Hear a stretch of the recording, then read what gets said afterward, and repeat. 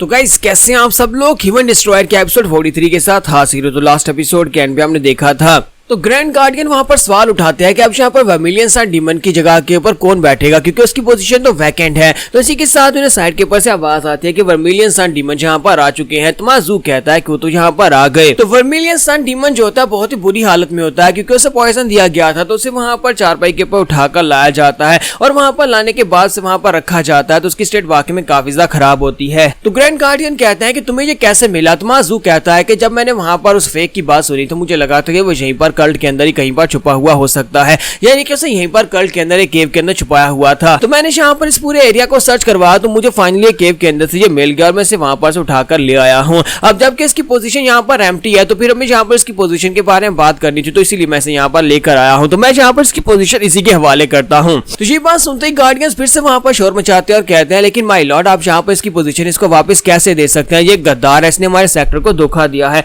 इसने wicket blood cult के लोगों के साथ मिलकर हाथ मिलाकर ये सब कुछ करने की कोशिश की, हमारे कल्ट को नुकसान पहुंचाने की कोशिश की है। तो हम इसे यहाँ पर ये पोजीशन नहीं दे सकते। तो माजू कहता है नहीं, मैं यहाँ पर इस बात को अपने ज़हन में रख रहा हूँ। मैं कोई यहाँ पर टायरेंट नहीं हूँ जो कि इसको माफ ना करूँ। मैं पहली बार इसको माफ कर देता हूँ, ये पहली और आखिरी बार होगा। अगर ये अपनी पोजीशन को ठीक से संभालना चाहता है तो सही होने के बाद ये दोबारा से अपनी पोजीशन पर खड़ा हो सकता है। लेकिन अगर इसने यहाँ पर कोई गलती की है, दोबारा हमारे साथ गद्दारी करने की कोशिश की, तो इस अगली बार मैं ना सिर्फ इसे यहाँ पोजीशन से हटाऊंगा बल्कि इसे जान से मार डालूंगा। तो ये बात सुनते ही वर्मिलियन सन नेल्टर भी उसे कहता है कि माय लॉर्ड आपका बहुत बहुत शुक्रिया मेरे पर इतना ज्यादा तरस खाने के लिए। आपने मुझे माफ कर दिया और मुझे मेरी पोजीशन से नहीं हटाया, इसके लिए आपका बहुत बहुत शुक्रिया। तो माजू से कहता है कि वर्मिलियन सन डीमन अपने इन आंसुओं को हमेशा याद रखना कि तुमने ये आंसू किस लिए बहाए थे और अपने कल्ट के लिए हमेशा वफादार रहना। तो वो कहता है जी सर, जैसा आपने कहा बिल्कुल वैसा ही करूंगा। और यहीं पर मैट डीमन को दिखाते हैं हमारे जू की तरफ देखकर सोच रहा होता है कि हालांकि इसे देखकर मुझे यहाँ पर से हमेशा यही महसूस होता था कि जब हमारा सुप्रीम हिमालयन डीमन आएगा तो वो एक बहुत ही क्रूर और जालिम इंसान होगा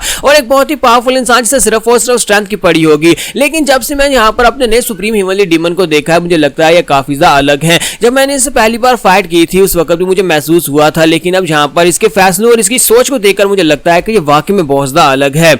हालांकि वहां पर इसकी लिखी हुई किताबों को पढ़ने के बाद मुझे आइडिया हुआ था कि हमारा सुप्रीम हिमालयन डीमन जो पास्ट में हुआ करता था, 1700 साल पहले हुआ करता था, वो सिर्फ और सिर्फ अपनी सोल ट्रेनिंग के ऊपर ही विश्वास करता था। उसने अपने आप को इतना स्ट्रॉन्गर बना लिया था कि वो दुनिया में अकेला पड़ गया था। लेकिन हमारे करंट जो हिमालयन सुप्रीम डीमन है वो इस वक्त उनके पास काफी सारे लोग हैं, बहुत सारे लोग उनसे प्यार करते हैं क्योंकि उनके फैसले इतने अच्छे हैं और सभी लोग यहाँ पर उसको मानते हैं। इसी वजह से मुझे लगता है कि ये पहले से बहुत ज्यादा डिफरेंट है। अगर हम लोग पहले वाले सुप्रीम हिमालयन डीमन की बात करें तो हम लोग उसके बारे में कह सकते हैं कि वो एक टायरेंट था, यानी कि इस दुनिया में अकेला था। लेकिन अगर हम लोग यहाँ पर इस वाले सुप्रीम हिमालयन डीमन की बात करें तो उसे देखकर ऐसे लगता है जैसे कि ये कैंपरर है, यानी कि बिल्कुल एक कैंपरर की तरह यहाँ पर हम सभी के ऊपर हुक्म चला रहा है, हम सभी को ऑर्डर्स दे रहा है, हम सभी लोग इसकी बात मान रहे हैं। तो मुझे लगता है कि हमारा जो करंट हिमालयन सुप्रीम डीमन है ये हमारे पुराने सुप्रीम हिमालयन डीमन से भी बहुत ज्यादा आगे जा सकता है, उससे बहुत ज्यादा पावरफुल बन सकता है। यहीं पर से अब इनकी ट्रेनिंग स्टार्ट हो जाती है, जैसे जैसे इन सभी लोगों को इंस्ट्रक्शंस दी जाती हैं उसी तरह से ये सभी लोग काम करते हैं। तो मैट डीमन वहां पर बच्चों को ट्रेनिंग दे रहा होता है।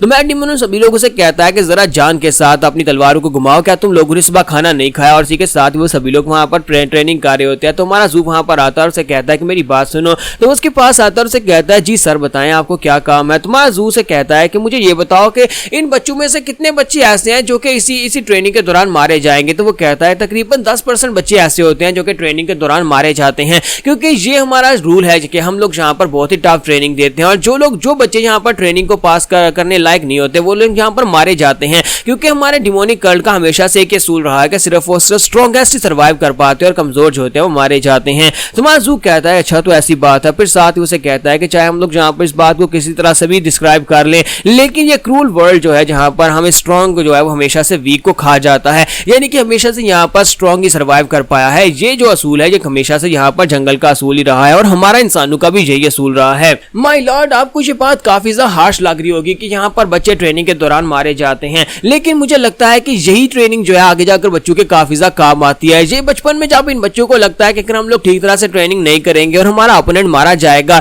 और हम लोग भी यहाँ पर अपने ओपोनेंट की तरह मारे जा सकते हैं, तो वो यहाँ पर जी लगाकर ट्रेनिंग करते हैं और बहुत ज्यादा मेहनत करते हैं ताकि आगे जाने के बाद उन्हें यहाँ पर दिक्कत ना हो। तो माजू से कहता है कि मैट डीमन एम्पर तुमने बिल्कुल ठीक कहा, बिल्कुल ऐसी बात। और साथ ही वो सोच रहा था हालांकि ये सारे के सारे बच्चे हैं लेकिन बहुत ही जल्दी ये सभी लोग बहुत जल्दी बड़े हो जाएंगे और उसके बाद हमें सेंट्रल प्लेन्स में जाना है, जहाँ पर जाने के बाद आर्थोडॉक्स सेक्टर के लोगों के साथ हमारी फाइट होने वाली है। तो ये बच्चे जहाँ पर जिस तरह से मेहनत कर रहे हैं, इसी बात से मुझे यहाँ पर इस बात की समझ आती है कि आखिर हमारे ऑर्थोडॉक्स फैक्शन के लोगों को एक दूसरे के साथ हाथ क्यों मिलाना पड़ता है, उन्हें यूनिटीज क्यों बनानी पड़ती है एक दूसरे से फाइट करने के लिए, जब भी यहाँ पर डिमोनिक कल्ट के लोग अपीयर होते हैं। तो ही वाली डिमोनिक कल्ट के अंदर नए रूल्स और नए प्रेसिडेंट्स बनने के बाद सभी लोग अपने अपने काम में बहुत ज्यादा बिजी होते हैं और ग्रैंड मास्टर्स यहाँ पर सभी यानी कि सभी को उनके काम दिए गए होते हैं और सभी लोग यहाँ पर अपने अपने काम कर रहे होते हैं और देखते ही देखते यहाँ पर 2 महीने गुजर जाते हैं। तो हमारे जू ने वहां पर उनको जितने एलिक्सर्स और जितने स्पेशल मार्शल आर्ट्स की टेक्निक्स थी वो सारी बच्चों में बांट दी थी और 2 महीने के टाइम स्पैन में उन लोगों ने बहुत ही खास तरक्की की होती है, यानी कि उनके डिसाइपल्स पहले से ज्यादा स्ट्रॉन्गर हो चुके होते हैं और कल का हर एक मेंबर जो होता है पहले से काफी ज्यादा प्रॉस्पर होता है और ये सब कुछ हमारी जू की वजह से पॉसिबल हुआ होता है। तुम्हारा जू कहता है कि फाइनली अब यहाँ पर तैयारी मुकम्मल हो चुकी है और फाइनली यहाँ पर से बाहर जाने का वक्त है और फिर से वो मीटिंग बुलाता है और मीटिंग में बैठकर उन सभी लोगों से कहता है कि अब जबकि हमारा कल्ट पहले से काफी हद तक चेंज हो चुका है तो मुझे लगता है कि फाइनली वक्त आ चुका है कि सेंट्रल प्लेन्स में जाया जाए। मैंने पहले भी ये बात कही थी कि मैं सेंट्रल प्लेन्स के ऊपर फुल ऑन वार नहीं करना चाहता, यानी कि मैं जाकर उनके ऊपर डायरेक्टली अटैक नहीं करना चाहता, मैं यहाँ पर से एक और प्लान के साथ वहां पर जाना चाहता हूँ। तो मैं डीमन एम्परर से कहता है तो फिर क्या हम लोग यहाँ पर आपके पीछे अपनी जो पावर बिल्डअप है उसको इसी तरह कंटिन्यू रखें, यानी कि हम लोग यहाँ पर इसी तरह से ट्रेनिंग करते रहें। तो माजू से कहता है कि हाँ तुम लोग यहाँ पर इसी तरह से ट्रेनिंग करते रहोगे, लेकिन मैं यहाँ पर से सेंट्रल प्लेन्स में जा रहा हूँ। मैं अपने पूरे कल्ट को डायरेक्टली वहां पर लेकर नहीं जाऊंगा, बल्कि मैं खुद वहां पर पहले जाऊंगा ताकि वहां पर जाने के बाद सारी सिचुएशन का अंदाजा लगाया जा सके। मैं पहले भी सेंट्रल प्लेन्स में रह चुका हूं तो मेरे लिए वहां पर जाकर उन सभी के साथ रहना और उन सभी के बीच में इंफॉर्मेशन इकट्ठी करना बिल्कुल भी इम्पॉसिबल नहीं है। तो मेरे पास अपने कुछ तरीके हैं और इसी के साथ मैट डीमन एम्परर से वो कहता है कि मैट डिमोनिक मोनार्च डेंटाई जुई गांग, वो कहता है जी मास्टर। फिर साथ ही वो शैडोलेस मोनार्च से कहता है बी गोंग हुजू